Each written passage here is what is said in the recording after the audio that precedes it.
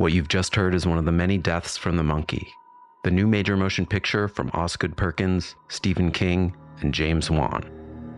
Experience it in theaters everywhere this Friday, because everybody dies, and that's life.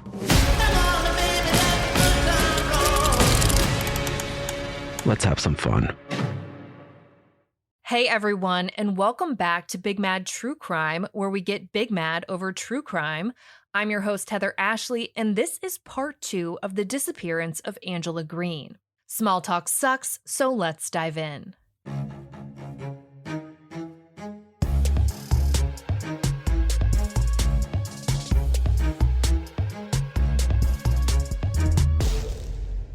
Last week, we talked about how Angela met her husband Jeff and the lengths they had to go to be together in the US.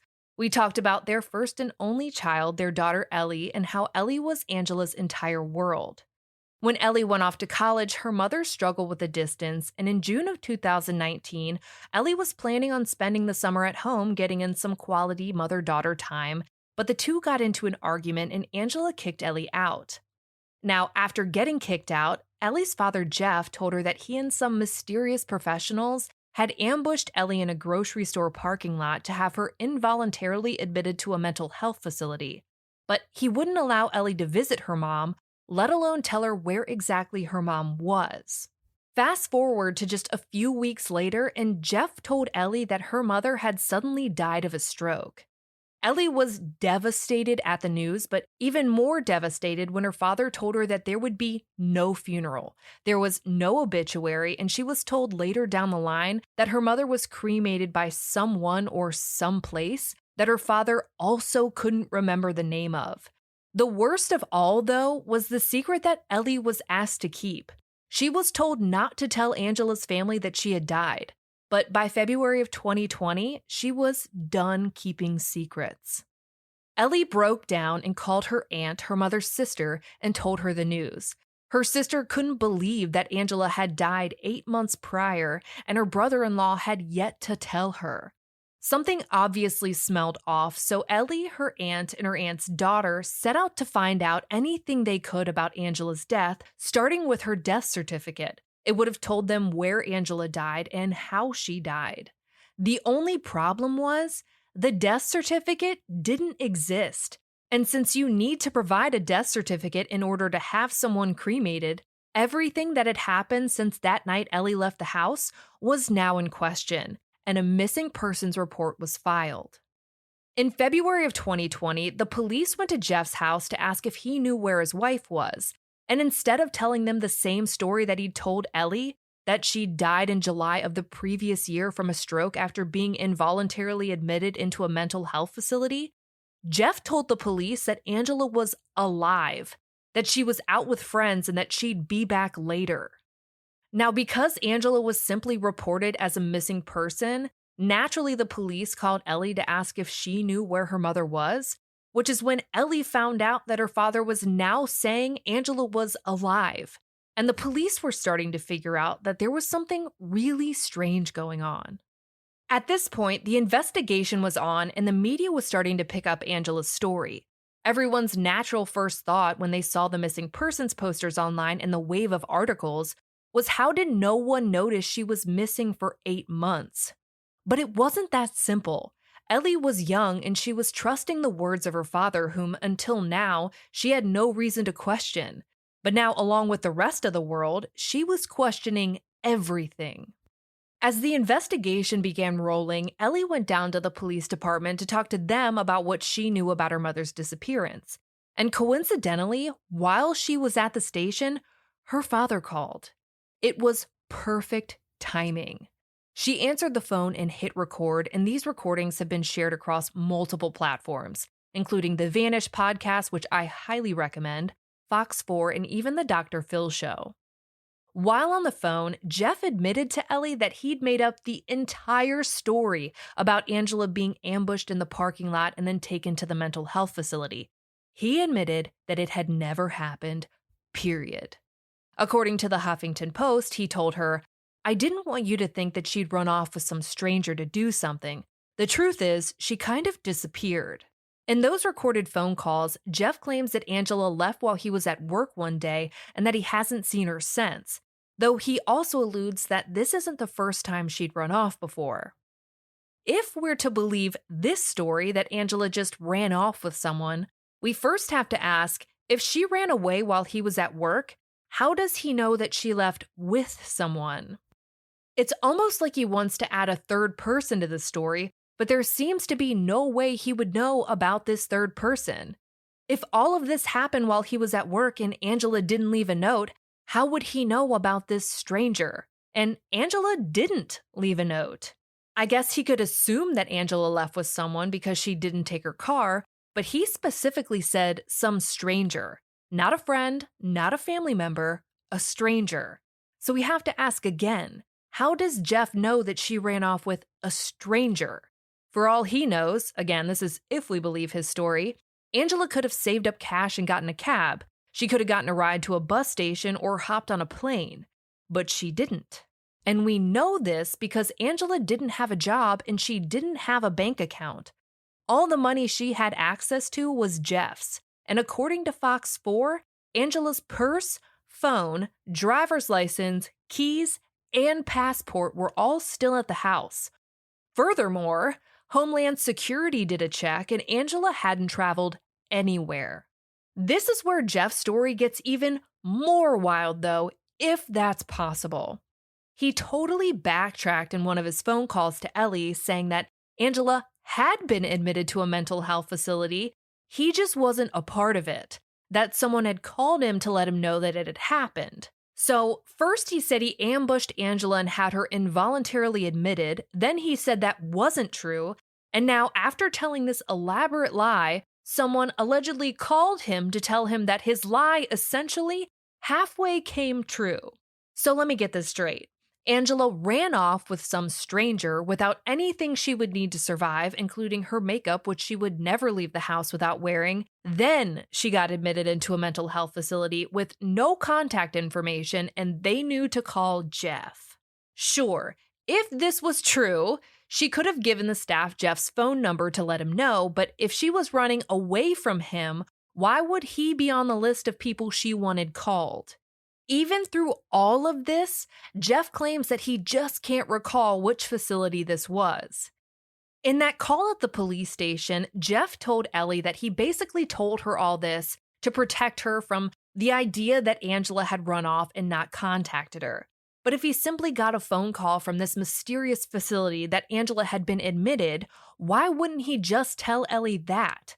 I mean, if he was just trying to protect her, wouldn't that make her feel less abandoned and make him less of a villain? If we're to believe that part of this story, and if it's going to come up a lot, certainly this facility would have inquired about his insurance information, right? Because Angela didn't have her purse, wallet, or identification with her, it was all still at the house. But it seems that he either forgot about that or forgot to add it to his story.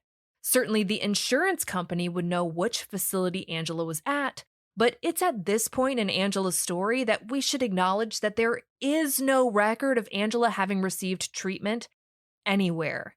In fact, according to Ellie's appearance on the Dr. Phil show, the last time Angela had been seen by a doctor was when she gave birth to Ellie.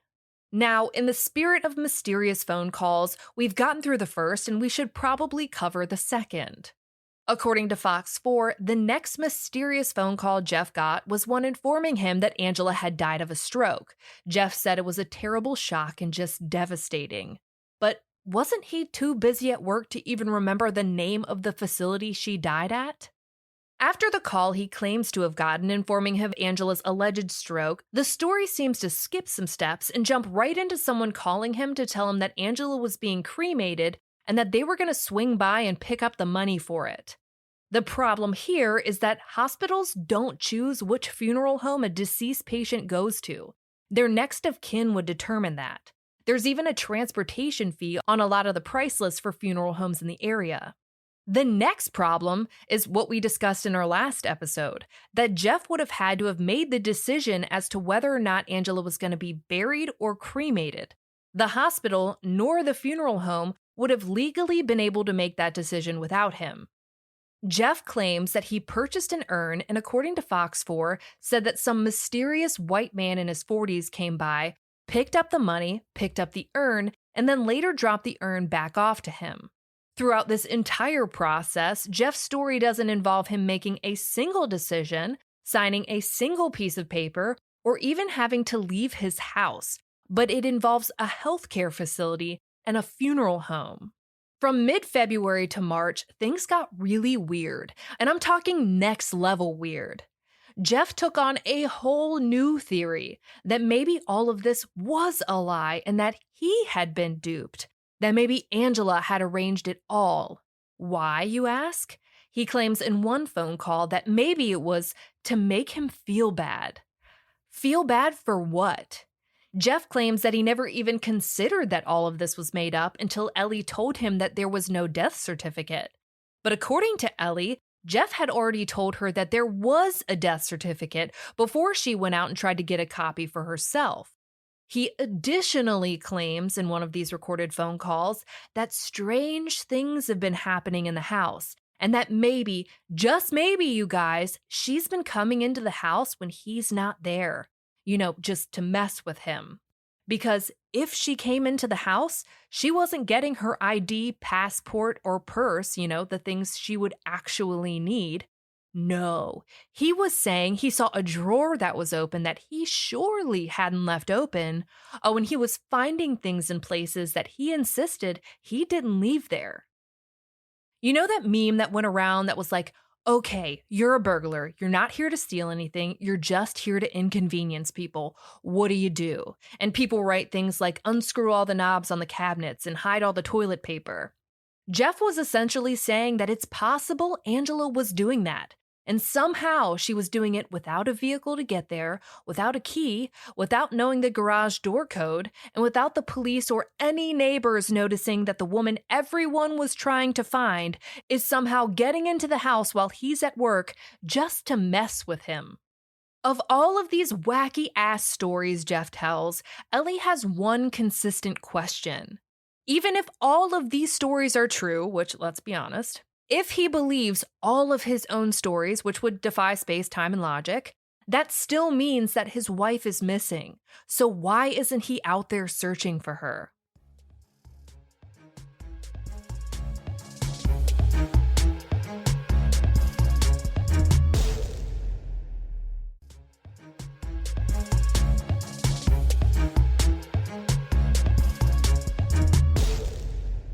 In a recorded call provided by Fox 4, Jeff says, I don't know, you keep coming up with talking to these people, hiring these people, going here, doing this, and I tell you that she's left and I'm not happy about that. She's an adult, and if she decides to leave, fine, she can leave. She comes back, we'll talk about her coming back, but I don't want her back the way she was.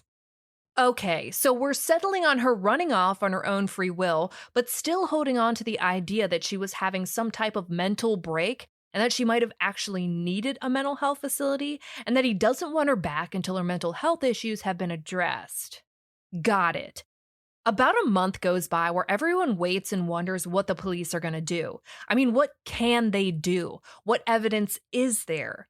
You've got one guy saying that his wife was out with friends and that she'd be back, and you have his daughter with receipts, screenshots, and witnesses to prove that he's been telling people for 8 months that the woman he says is alive and out with her friends is dead and has been dead for 3/4 of a year.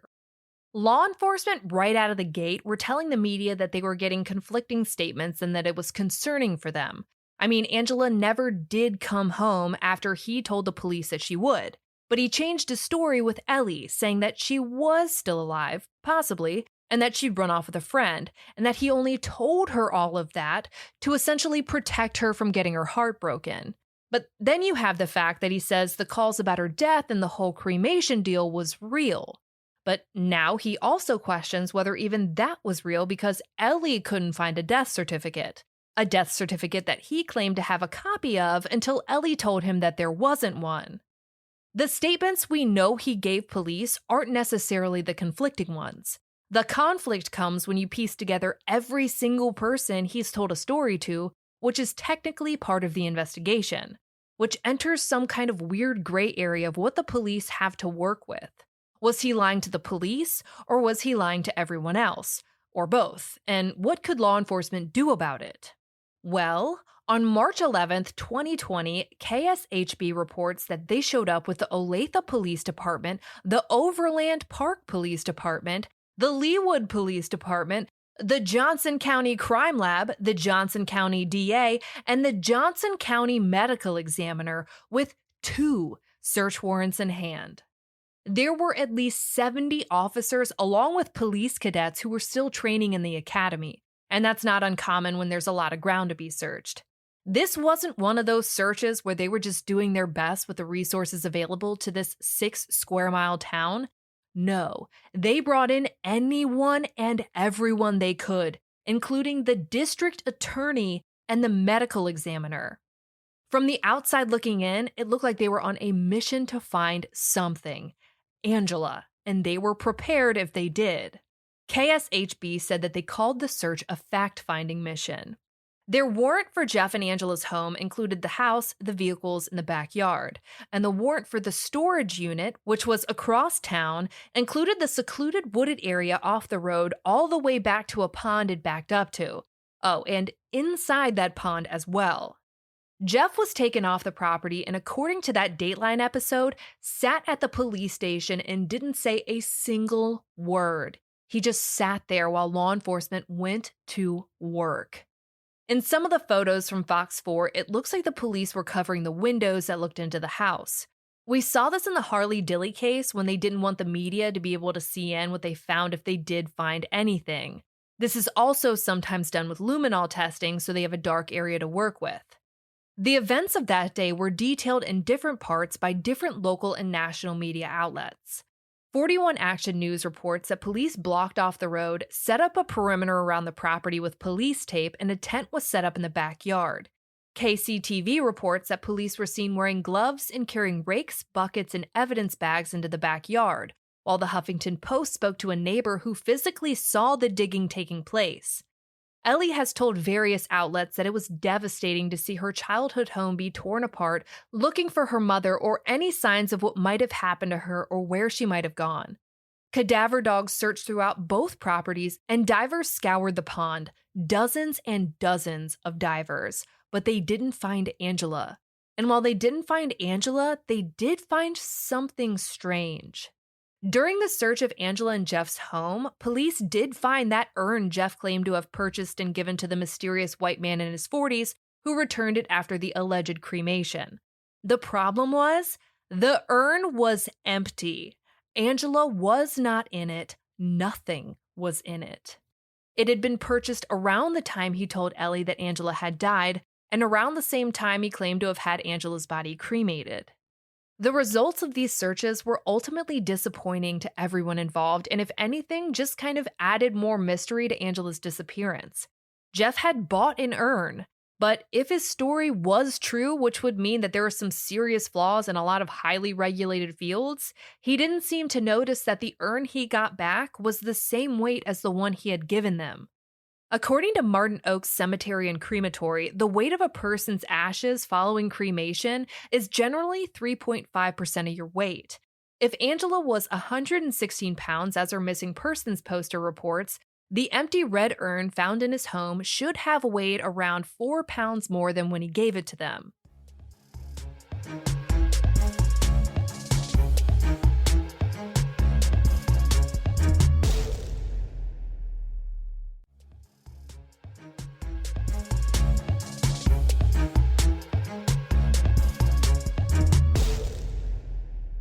In one of the last phone calls Fox 4 had transcribed, which I'm going to link in her highlight for you, Ellie talks to her father about beneficiary paperwork.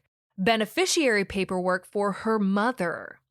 Ellie was asking her father why he made her forge her mother's signature on Angela's beneficiary paperwork. He says in this phone call that there wasn't a beneficiary on Angela's account, and says that if something happened, another person would be able to go in and kind of take care of the account, or the money would go to their person. And they wouldn't have to go through the court system because that's always a big payment, but costs a lot of money and takes a lot of time. So I wanted to make sure someone could get to the money quickly and easily to pay the bills and wouldn't be a problem with money for a couple of months for rent and school expenses and insurance and other payments that have to get made. And while those are definitely all words, it's also some of the most manipulative bullshit I've ever heard. Ellie was asked to sign her mother's name. She had to forge her mother's signature. She didn't sign her own. A beneficiary is a life insurance document, meaning the money only exists if someone dies. Angela had not worked since Ellie was born. Jeff's finances would not have changed when and if she ran off while he was at work. And he certainly hadn't filed her death with the life insurance company if he was having Ellie forge Angela's signature 2 months after he told Ellie that Angela had died of a stroke. So why all of a sudden was he worried about rent and school expenses and whatever else? And if Angela had simply run away, why was he all of a sudden deciding to add a beneficiary to her life insurance without her consent and asking her own daughter to forge her signature? When Ellie asked him why he'd asked her to do something that was very clearly illegal, he literally said, "I could have forged your signature, or you could have forged her signature." What? How are those the only options? We're talking about Angela's signature being forged, and why Ellie had to do it instead of doing it himself, essentially making her complicit in the act. And he's acting like the only options here were that Ellie forge her mom's signature or Jeff forge Ellie's signature. First of all, no one is even talking about Ellie's signature. And second of all, there was another option. He could have forged Angela's signature without involving his daughter in something illegal, which was Ellie's point in bringing this up in the first place. It should also be noted that there was another option. He could have asked no one to forge Angela's signature. It could have literally never been an option. According to the missing Angela Green Facebook account, Jeff's phone records were combed through, but nothing useful regarding his locations around the time Angela's disappearance was found. However, they do note that according to Ellie, it wasn't uncommon for Jeff to leave his phone at home when he left the house. Police did try to look over traffic camera footage and any CCTV footage that they could find, but because Angela wasn't reported missing until 8 months after she was last seen, all video footage had been taped over at that point. The Facebook page goes on to say something that I think is one of the most eyebrow-raising, side-eye-inducing pieces of this case. According to them, police did talk to Jeff's co-workers, and they said that they were told that Jeff would be gone for a couple of days because his in-laws were in town, which was complete bullshit. Angela's family had not flown in from China, and they hadn't since the early 2000s. To this day, Angela has not been found. According to the Vanished podcast, Jeff has hired a criminal defense attorney and refuses to speak with police. Ellie has still not heard from her mother, and there have been no sightings of her anywhere. Jeff maintains that he did nothing to Angela and that he doesn't know where she is. Angela's case is still considered a missing persons investigation, and no one, I repeat, no one, has ever been publicly named a suspect or even a person of interest. In October of 2020, Fox 4 spoke to a retired FBI special agent in charge and asked them what they thought about Angela's disappearance. And the FBI agent told Fox 4 that he believes it's unlikely Angela is alive, based on the fact that there has been no sign of her since July of 2019. Though he does note that there are instances where people show back up, though they're rare. He notes that in order for the case to progress, law enforcement has to have physical evidence, saying it has to be more than, "I don't like his reaction." The FBI agent told Fox 4 that he wouldn't dare say that Jeff did it, or that there isn't another possible explanation without evidence. Just this past week, Ellie made a post to Instagram expressing the following: "Mom, I hope you're proud of the person I've become. 2 years ago today, I learned that you would never be a part of my life again. Since then, I've been kinder, more forgiving, and I'm not scared of much anymore. I see myself in you, from taking a million pictures of the little things to the gifts I make. You learn that there isn't any point besides being nice to people and that your love is never wasted. You learn that you can create your family. It doesn't have to be what you're born into. You learn that there will be haters, people who think I should just get over it, and people who think you should be miserable from what you've been through. But for as many insensitive people there are a lot of good people too. You learn to deal with all of it and still love life and yourself. I rarely have anxiety anymore, and I've accepted that you want me to keep living with or without you. But it took therapy every week and took medication for a while. For anyone out there, please don't give up. I know I never will.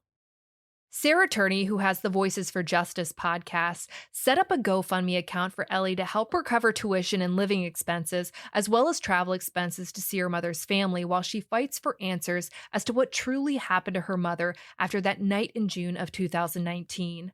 I'll link that for you in her highlight. If you have any information as to what happened to Angela Green, no matter how big or small, please contact the Prairie Village Police Department at 913-642-6868. If you'd like to remain anonymous, you can contact Crime Stoppers at 816-474-TIPS, TIPS being 8477. Ellie and the rest of Angela's family deserves to know what happened.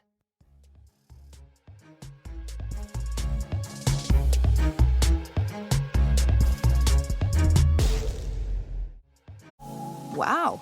What's up? I just bought and financed a car through Carvana in minutes. You? The person who agonized 4 weeks over whether to paint your walls eggshell or off-white bought and financed a car in minutes? They made it easy. Transparent terms, customizable down and monthly. Didn't even have to do any paperwork. Wow. Mm-hmm. Hey, have you checked out that spreadsheet I sent you for our dinner options? Finance your car with Carvana and experience total control. Financing subject to credit approval.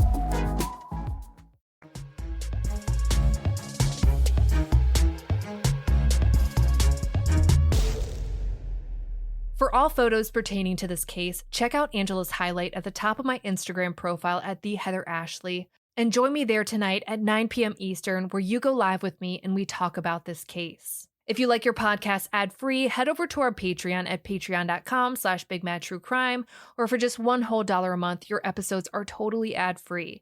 If you need more episodes in your life, for just $5 a month, you get a bonus episode on the first Monday of every month. All your episodes are ad-free, and you'll also receive a forever discount code for all Big Mad True Crime merch. And of course, anytime you sign up, you get instant access to all previous bonus episodes. I'll be bringing you a brand new case a week from today, and I cannot wait. But until then, we out.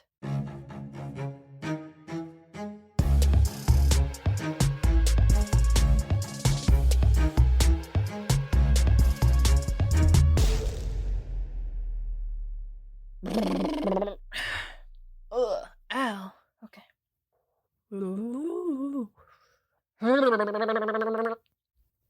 Well, I got a drink. Oh, it makes my mouth water. I'm hyper-aware of my mouth. Sorry, I hit the mic. I don't know if that's changing. Oh, fuck me. Fucking dancy hands. Dancy hands hitting the mic. And while those are definitely all words, I hit the fucking mic again. Oh, those are definitely all words. They're all words. They don't make sense. Included the secluded wooded. I always pick words that start with the same consonant. People be picking pickles.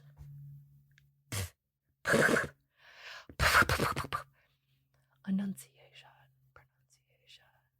No one expects you to be perfect. Dun dun dun dun dun dun dun dun dun dun dun dun dun dun dun. Master of horror Stephen King raves about the monkey. You've never seen anything like it. It's insane. The monkey that likes killing our family, it's back. Critics are calling it the most fun horror movie in years. It's a bloody, bloody, bloody fun time. Dad, I'm scared. I know. From producer James Wan and Longlegs writer-director Osgood Perkins comes the horror movie event of the year, The Monkey. Rated R. Now playing in theaters.